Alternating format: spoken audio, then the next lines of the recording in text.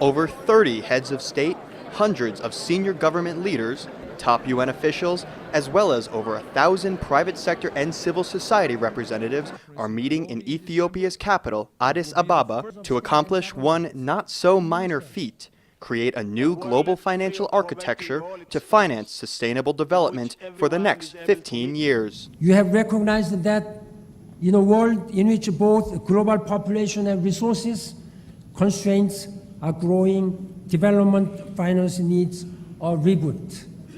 This conference is a starting point for a new era of cooperation and global partnership.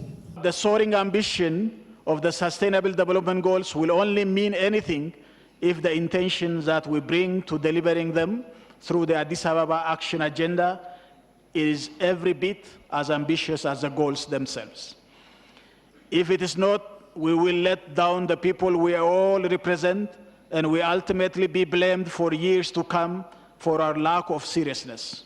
The third International Conference on Financing for Development is one of the many meetings, but certainly one of the most important, in the lead-up to the adoption of the Sustainable Development Goals, a universal framework of goals meant to promote social development, economic growth, and environmental protection for all countries by 2030.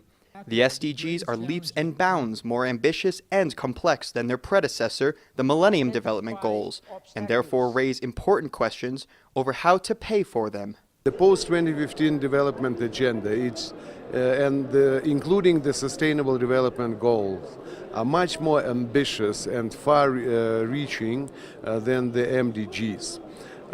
For that reason, it is obvious that much greater financial resources will be needed. I look forward to an outcome document here which will, as I say, provide clarity and certainty about the means of implementation for the SDGs. Throughout the first day, leaders from various governments, organizations, and other groups noted the enormous responsibility invested in them to create a financial framework that not only mobilizes more resources for development, but also fundamentally changes how existing resources are used.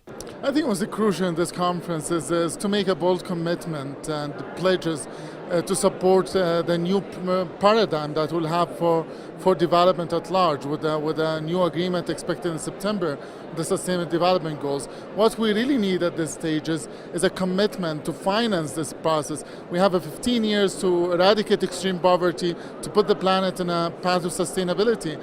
And to do that, we need a sustainable financing for this. As we know, this year is crucial for global development. The decisions that we make in 2015 will impact the lives of several billion people across the world.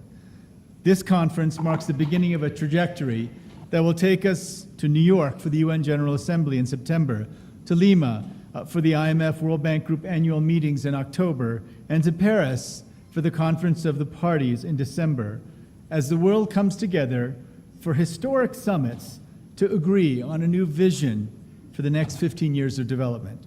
The sheer number of participants at this meeting, many of them from the highest levels of political power, underscores just how serious the international community is about defining a comprehensive framework for financing sustainable development for the next 15 years.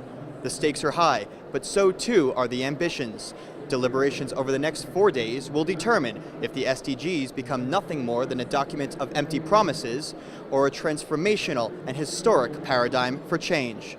In Addis Ababa, Brendan Pastor for South South News.